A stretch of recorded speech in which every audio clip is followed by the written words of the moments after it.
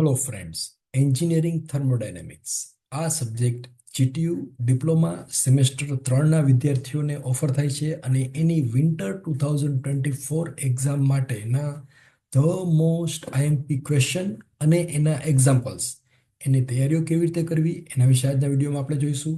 Chapter wise question જોઈશું, એના example જોઈશું અને એની સરળતાથી પ્રિપેરેશન કરવા માટેનું મટીરિયલ ક્યાંથી મેળવવું એના વિશે આજના વિડીયોમાં આપણે ચર્ચા કરીશું. મિત્રો, સોનેગ્રા ટેક ચેનલમાં આપનું સ્વાગત છે. સૌથી પહેલા જોઈએ એન્જિનિયરિંગ થર્મોડાયનેમિક સબ્જેક્ટનો સિલેબસ. તો આ સબ્જેક્ટની અંદર ટોટલ 5 ચેપ્ટર જે અહીંયા આપેલા છે એ સિલેબસની અંદર અભ્યાસ કરવાના છે. વેઇટેજ અહીંયા આપેલું છે. ચોથું અને પાંચમું ચેપ્ટર છે એનું વેઇટેજ 17 માર્ક્સનું છે. બાકીના બધાના વેઇટેજ અહીંયા આપેલા છે. રાઈટ. તો આજના વિડીયોની અંદર ટોટલ 5 ચેપ્ટરની અંદરથી 57 ક્વેશ્ચન તૈયાર કરવાના છે. આપણે 57 ક્વેશ્ચન અને 16 એક્ઝામ્પલ અત્યારે તમને આપીશ અને એની અંદરથી જ જીટીયુના પેપરની અંદર 28 પ્રશ્નો અને એક્ઝામ્પલ હશે. જીટીયુનું પેપર સ્ટાઇલ આપણને બધાને ખબર છે કે લેટેસ્ટ પેપર સ્ટાઇલ છે એમાં આવી રીતે હશે. Question number 1 AB C or 1C, question number 2 ABC or ABC and so on. 3 4 7 ની પેટર્ન હશે. એટલે એના પ્રમાણે પેલો ક્વેશ્ચન છે એની અંદર 4 ક્વેશ્ચન હશે, બીજા ક્વેશ્ચનની અંદર 6, 2 થી 5 એ બધાની અંદર 6 ક્વેશ્ચન હશે. એટલે ટોટલ 28 દાખલાઓ અથવા ક્વેશ્ચન એટલે કે થિયરી એ પેપરની અંદર હશે. તો આ 28 પ્રશ્નો જે છે એ કયા હશે? તો હું તમને જે અત્યારે આપણે ચર્ચા કરવાના છીએ 57 ક્વેશ્ચન વત્તા 16 એક્ઝામ્પલ એની અંદરથી જ હશે. અને આ જે પેટર્ન છે 3 4 7ની એમાં નાનું મોટું ફ્લક્ચ્યુએશન હોઈ શકે છે. દાખલા તરીકે 3 4 7ના બદલે 3 3 3 2 કે એવી રીતે કોઈ પણ રીતે એ પેટર્નમાં ફેરફાર છે એ થઈ શકે છે, પણ સામાન્ય રીતે 3 4 7ની પેટર્ન હશે. હવે ચેપ્ટર નંબર 1 જોઈએ, બેઝિક કન્સેપ્ટ્સ ઓફ થર્મોડાયનેમિક્સ. આ ચેપ્ટરની અંદર 6 ટોપિકનો અભ્યાસ કરવાનો છે અને આ 6 ટોપિકની અંદરથી લગભગ 13 માર્ક્સના પ્રશ્નો પૂછાઈ શકે છે. એટલે one of the most IMP topic chapter અને એની અંદરથી 5 થી 6 ક્વેશ્ચન જીટીયુના પેપરની અંદર હશે. તો એ 5 થી 6 ક્વેશ્ચન કયા હશે એ અત્યારે આપણે જે 14 ક્વેશ્ચન જોવાના છે એની અંદરથી હશે અને એની અંદર વધારે એમપી કયા છે એ આપણે ક્વેશ્ચન જોઈશું ત્યારે એની અંદર જોતા જઈશું. અને અત્યારે જે 57 ક્વેશ્ચન આપણે જોવાના છે અને ન્યુમેરિકલ જોવાના છે એ બધું જ તૈયારી કરી દેશો તો એ અથવા એ બી ગ્રેડ આવશે. એમાંથી 50 તૈયાર કરશો તો બીબી અથવા બીસી ગ્રેડ આવશે, 40 તૈયાર કરશો તો સીસી આવશે, 30 તૈયાર કરશો તો સીડી અને 25 પ્રશ્નો તૈયાર કરશો એટલે ડીડી ગ્રેડ આવશે. એટલે માત્ર પાસિંગ માર્ક જોઈતા હોય તો 25 ક્વેશ્ચન તૈયાર કરવાના છે. એ કયા છે એ આપણે વિડીયોની અંદર આગળ ચર્ચા કરતા જઈશું કે માત્ર પાસ થવું હોય તો કયા કયા ક્વેશ્ચન છે તૈયાર કરવાના અને એ ગ્રેડ લાવવું હોય તો કયા પ્રશ્નો છે એ આપણે તૈયાર કરવાના છે. Chapter number 1, question number 1. Define thermodynamic systems, classify and explain each with suitable example. Thermodynamic સિસ્ટમને વ્યાખ્યાયિત કરો, દરેકનું વર્ગીકરણ કરો અને યોગ્ય ઉદાહરણ સાથે સમજાવો. Question number 2, explain with examples, ઉદાહરણ સાથે સમજાવો. Open system, closed system and isolated system. Question number 3, classify system boundaries and give 2 examples of each. સિસ્ટમની સીમાઓનું વર્ગીકરણ કરો અને દરેક પ્રકારના 2 ઉદાહરણો આપો. Classify thermodynamic properties with their units.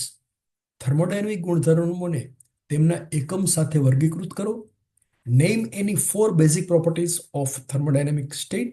Thermodynamic અવસ્થાના કોઈ પણ 4 મૂળભૂત ગુણધર્મોના નામ આપો. ડિફાઇન ઓર ડિફરન્શિએટ એટલે કે વ્યાખ્યા આપો અથવા તફાવત લખો. Heat and work, shaft work and flow work, extensive property and intensive property, enthalpy અને પ્રેશર.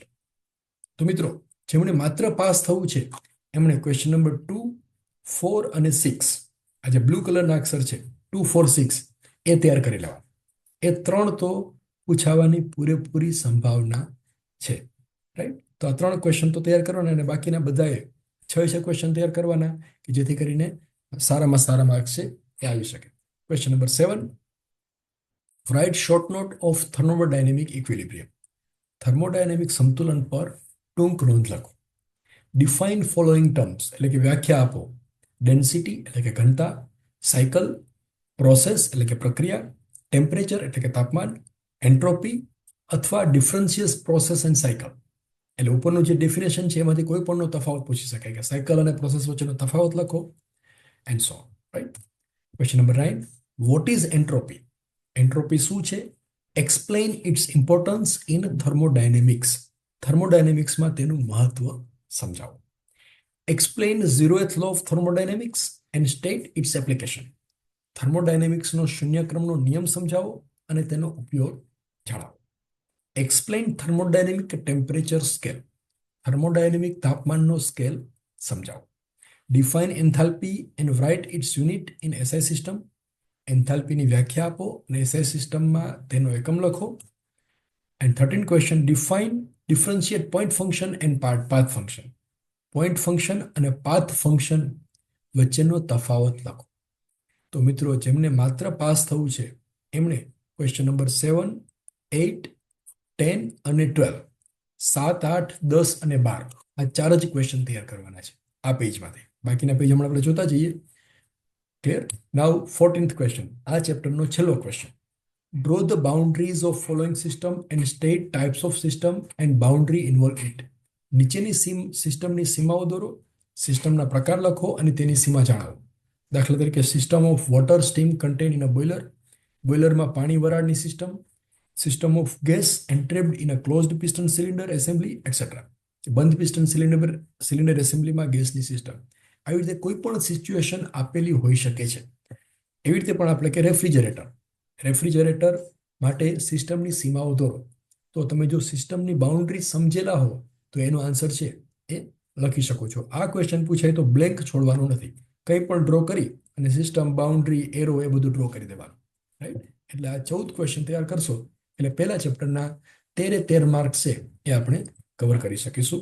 અને એના ક્વેશ્ચન જે છે એના એક્ઝામ્પલની તૈયારી કરવી હોય તો એના માટે આપણને બધાને આઈડિયા છે કે આ સોનિગ્રા ટેક ચેનલ છે એની અંદર પ્લેલિસ્ટમાં જવાનું. પ્લેલિસ્ટની અંદર જશો એટલે એના most 16 questions, most IMP 16 question, એના એક્ઝામ્પલ અને એના સોલ્યુશન અહીંયા આપેલા છે. તો પ્લેલિસ્ટની અંદર નીચે જશો એટલે એક સબ્જેક્ટ આપેલો છે સેમેસ્ટર 3 એન્જિનિયરિંગ થર્મોડાયનેમિક્સ 4331904 અને અહીંયા ક્લિક કરવાનું. View full playlist. It's a public, એટલે કે કોઈ પણ વ્યક્તિ વિડીયો જોઈ શકે છે. વ્યૂ ફૂલ પ્લેલિસ્ટ કરશો એટલે આવી રીતે એક પ્લેલિસ્ટ ખુલશે અને આ પ્લેલિસ્ટની અંદર અહીંયા એક્ઝામ્પલ્સ આપેલા છે. જો 16 એક્ઝામ્પલ્સ, 52 મિનિટનો વિડીયો છે, એની અંદર 16 એક્ઝામ્પલનું સોલ્યુશન સમજાવેલું છે. એ બધા જ મોસ્ટ આઈએમપી છે, એ કરી લેવાના છે અને સમજાઈ જાય એવા છે, એમાં કંઈ ખાસ અઘરા નથી. રાઈટ? તો એ તમે તૈયાર કરી શકો છો. Chapter number 2, first law of thermodynamics. આ ચેપ્ટરની અંદર 9 ટોપિકનો અભ્યાસ કરવાનો આવે છે અને આ 9 ટોપિકમાંથી 15 માર્ક્સના પ્રશ્નો જીટીયુની એક્ઝામમાં પૂછાઈ શકે છે. હવે એની અંદરથી 11 પ્રશ્નો હું તમને આપીશ. આ 11 પ્રશ્નો તૈયાર કરશો એટલે 15 માર્ક્સ પૂરેપૂરા આવી જશે. અને માત્ર પાસિંગ માર્ક લેવા હોય તો કયા ક્વેશ્ચન તૈયાર કરવા એ પણ આપણે એની અંદર જોઈશું.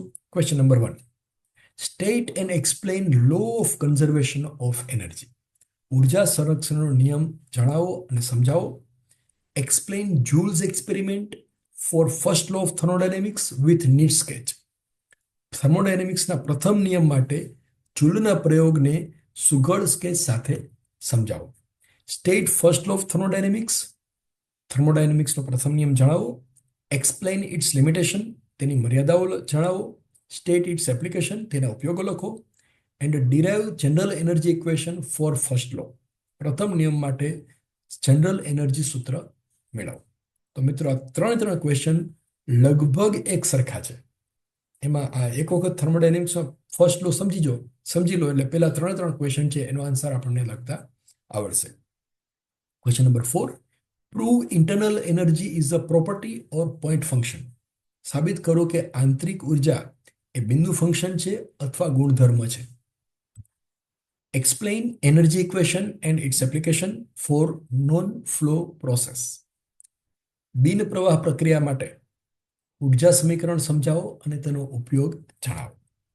વોટ ઇઝ PMM1 એટલે કે પરપેચ્યુઅલ મોશન મશીન 1 એ શું છે, પ્રથમ પ્રકારનું PMM શું છે એ સમજાવો. એક્સપ્લેન અથવા વ્યાખ્યા આપો, સમજાવો control mass, control volume, flow process and flow work. અથવા ડિફરન્સ પણ પૂછાય કે ફ્લો પ્રોસેસ અને ફ્લો વર્ક વચ્ચેનો ડિફરન્સ લખો. તો ડેફિનેશન આવડતી હોય તો તમે ડેફિનેશન લખી દો તો એ પણ ચાલશે. હવે આ 7 ક્વેશ્ચન જે છે એની અંદરથી ક્વેશ્ચન નંબર 2, 3 અને 5, 2, 3 અને 5 અને 7, 2, 3, 5, 7 આ 4 ધ મોસ્ટ આઈએમપી ક્વેશ્ચન્સ છે. Question number 8, write 4 conditions for steady flow. સ્થિર પ્રવાહ માટે 4 શરતો લખો. અથવા રીતે પૂછાય assumptions made for SFEE equation. Steady flow energy equation માટેની ધારણાઓ લખો. Differentiate between steady flow and unsteady flow process. સ્થિર પ્રવાહ અને અસ્થિર પ્રવાહ વચ્ચેનો તફાવત દર્શાવો. Derive the steady flow energy equation for open system and explain each terms of it. Open system માટે સ્થિર પ્રવાહ ઉર્જા સમીકરણ મેળવો અને તેની દરેક શરતો સમજાવો. Write steady flow energy equation, state its application. સ્થિર પ્રવાહ ઉર્જા સમીકરણ લખો, તેના ઉપયોગો જણાવો. અને 12મો ક્વેશ્ચન, છેલ્લો question, explain how SFEE is applied to. નીચેના ઉપકરણો પર સ્ટડી ફ્લો એનર્જી ઇક્વેશન કેવી રીતે લાગુ પડે છે તે સમજાવો. એની અંદર આપેલા છે turbine, steam nozzle, steam engine, nozzle, diffuser, boiler, compressor, condenser, throttling device and heat exchanger. તો મિત્રો આ પેજની અંદરથી ક્વેશ્ચન નંબર 8, 10 એન્ડ 12, 8, 10 અને 12 આ 3 ક્વેશ્ચન ધ મોસ્ટ આઈએમપી છે. તો એ 3 ક્વેશ્ચન તો બધાએ કરવાના જ છે. Now chapter number 3, second law of thermodynamics, જેની અંદર 7 ટોપિકનો અભ્યાસ કરવાનો છે અને એમાંથી 8 માર્ક્સના પ્રશ્નો પૂછાઈ શકે છે. અત્યારે આપણે 12 ક્વેશ્ચન જોવાના છે અને 12 ક્વેશ્ચનમાંથી 3 થી 4 ક્વેશ્ચન જીટીની એક્ઝામમાં હોઈ શકે છે. ક્વેશ્ચન નંબર 1, ડિફાઇન એટલે કે વ્યાખ્યા આપો heat engine, refrigerator, heat reservoir, heat resource, heat sink and heat pump. Question number 2, write equation of COP for refrigerator and heat pump. Refrigerator અને હીટ પંપ માટે COP નું સમીકરણ લખો. Compare aims of heat engine and refrigerator with neat sketch. Refrigerator અને heat પંપના હેતુઓ આકૃતિ સાથે સરખાવો, સમજાવો. What is heat pump, how it differs from refrigeration. Heat pump શું છે અને તે રેફ્રિજરેશનથી કેવી રીતે અલગ છે. Question number 5, prove that COP of heat pump is unity greater than COP of refrigerator. આવી રીતે શબ્દોમાં પણ પૂછાય અને ઇક્વેશનના સ્વરૂપમાં પણ પૂછાઈ શકે છે કે આને સાબિત કરો. શબ્દોમાં પૂછાય તો એવી રીતે લખેલું હોય કે prove that COP of heat pump is unity greater than COP of refrigerator. Question number 6, write both statement of thermodynamics, second law of thermodynamics. થર્મોડાયનેમિક્સના બીજા નિયમના બંને વિધાનો લખો. Prove equivalence between Kelvin Planck and Clausius statement. Kelvin Planck અને ક્લોસિયસના statement વચ્ચેની સમાનતા સાબિત કરો. તો આ 6 ક્વેશ્ચન જે છે, 7મો question, explain any one corollary of second law of thermodynamics and state concept of PMM2. થર્મોડાયનેમિક્સના બીજા નિયમનો કોઈ પણ એક કોરોલરી સમજાવો અને બીજા પ્રકારનું પરપેચ્યુઅલ મોશન મશીન સમજાવો. તો આ પેજની અંદરથી ક્વેશ્ચન નંબર 1, 3, 5 અને 7, 1, 3, 5, 7, 1, 3, 5, 7 આ 5 ક્વેશ્ચન ધ મોસ્ટ આઈએમપી રહેશે. ત્યાર પછીનો question, state the applications of second law of thermodynamics. થર્મોડાયનેમિક્સના બીજા નિયમની ઉપયોગિતા સમજાવો. What is irreversibility, explain mechanical irreversibility. Irreversibility એટલે શું, રિવર્સિબિલિટી એટલે શું, યાંત્રિક ઇરિવર્સિબિલિટી સમજાવો. Differentiate between reversibility and irreversibility with example. Reversibility અને ઇરિવર્સિબિલિટી વચ્ચેનો તફાવત ઉદાહરણ સાથે સમજાવો. તો જુઓ 8મો અને 9મો ક્વેશ્ચન બંને સરખા છે. 9મો ક્વેશ્ચન તૈયાર કરશો એટલે એની અંદર 8મો ક્વેશ્ચન છે એ ઓટોમેટિક આવી જશે. Question number 10, what is entropy and explain its importance in thermodynamics. Entropy શું છે અને થર્મોડાયનેમિક્સમાં તેનું મહત્વ સમજાવો. Prove that entropy is a point function. સાબિત કરો કે એન્ટ્રોપી એક બિંદુ કાર્ય છે. State third law of thermodynamics. થર્મોડાયનેમિક્સના ત્રીજો નિયમ લખો અથવા સમજાવો, એનો કન્સેપ્ટ દર્શાવો. તો આ 12 ક્વેશ્ચન છે એ ત્રીજા ચેપ્ટરની અંદર પૂછાવાની સંભાવના છે. 12માંથી 8 માર્ક્સના ક્વેશ્ચન પૂછાશે અને આ પેજની અંદરથી ક્વેશ્ચન નંબર 7, 8, 9, 7, 8, 9 આ 3 ક્વેશ્ચન મોસ્ટ આઈએમપી છે. Now chapter number 4, ideal gases and thermodynamic processes, જેની અંદર 6 ટોપિકનો અભ્યાસ કરવાનો છે અને આ 6 ટોપિકમાંથી 17 માર્ક્સના પ્રશ્નો પૂછાઈ શકે છે. અને 17 માર્ક છે એટલે લગભગ 7 થી 8 પ્રશ્નો આ ચેપ્ટરમાંથી હોઈ શકે છે. એકદમ સરળ છે. એમાંથી કયા કયા ક્વેશ્ચન હશે એ આપણે જોઈએ. માત્ર 6 ક્વેશ્ચન છે એ તમારે તૈયાર કરવાના છે. Write statement of Boyle's law, Charles law and Gay Lussac લો. બોયલનો નિયમ, ચાર્લ્સનો નિયમ અને ગે લ્યુસેકનો નિયમ લખો, એનો સિદ્ધાંત લખો. Explain concept of ideal gas, એટલે કે આદર્શ ગેસનો ખ્યાલ સમજાવો. Derive characteristics gas equation for ideal gas. આદર્શ ગેસ માટે લાક્ષણિક સમીકરણ મેળવો, અથવા એવી રીતે લખે કે derive PV is equal to MRT. તો આ 2 ક્વેશ્ચન જે છે, પહેલો ને બીજો, that is both are the most IMP. Derive Cp minus Cv is equal to R with usual notation, એટલે કે સામાન્ય સંકેતો સાથે Cp minus Cv બરાબર R છે એ સાબિત કરો અથવા મેળવો. ક્વેશ્ચન નંબર 4, એક્સપ્લેન એટલે કે સમજાવો specific heat at constant pressure, અચળ દબાણે વિશિષ્ટ ઉષ્મા. Specific heat at constant volume, અચળ કદે વિશિષ્ટ ઉષ્મા એટલે કે Cv, universal gas constant R and thermodynamic process, throttling process. Draw and define PV and TS diagram for these processes. અહીંયા જે 6-7 પ્રોસેસ આપેલી છે એ બધા માટે પીવી અને ટીએસ ડાયાગ્રામ ડ્રો કરવાનો છે, એ યાદ રાખવાનું છે અને એનું એક્સપ્લેનેશન એ આપણે સમજવાનું છે. 5મો ક્વેશ્ચન પણ મોસ્ટ આઈએમપી છે, the most IMP.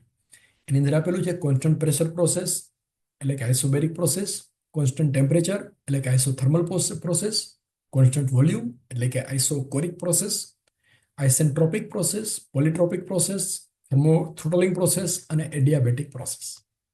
Question number 6, derive equation of work done in following processes. અહીંયા જે ઇક્વેશન આપેલા છે એના માટે વર્ક ડન માટેનું ઇક્વેશન ડિરાઇવ કરવાનું છે, પણ આ ડેરિવેશન નવા સિલેબસની અંદર નથી.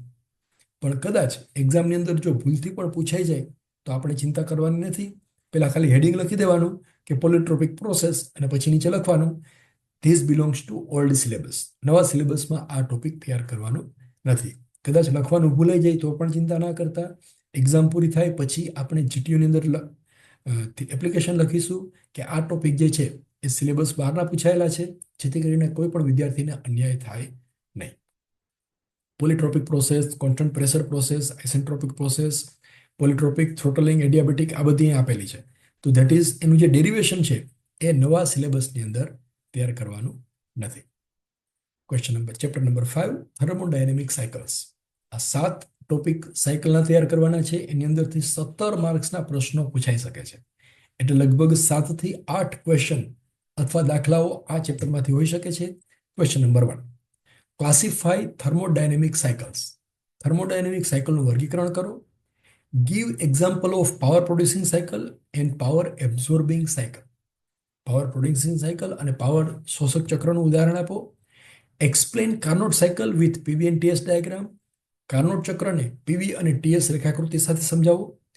State two applications of Carnot cycle. Carnot સાયકલની 2 ઉપયોગિતા લખો. Write its corollary. તેની કોરોલરી લખો. State the limitations of Carnot cycle. Carnot સાયકલની મર્યાદાઓ લખો. Derive equation for thermal efficiency of Carnot cycle. Carnot ચક્રની થર્મલ કાર્યક્ષમતા માટે સમીકરણ મેળવો. State concepts of air standard cycle. Air standard સાયકલનો ખ્યાલ સમજાવો. Write general assumptions for it. તેના માટેના સામાન્ય ધારણાઓ લખો. State limitations of air standard cycle. Air standard સાયકલની મર્યાદાઓ જણાવો. અને 8મો question, differentiate Otto cycle and diesel cycle.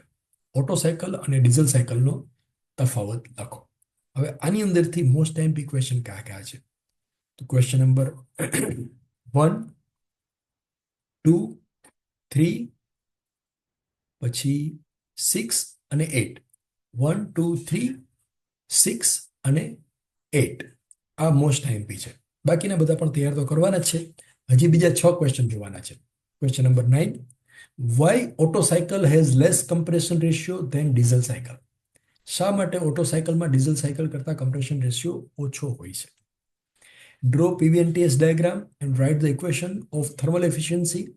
PV અને TS ડાયાગ્રામ દોરો અને થર્મલ કાર્યક્ષમતા માટેનું સમીકરણ લખો.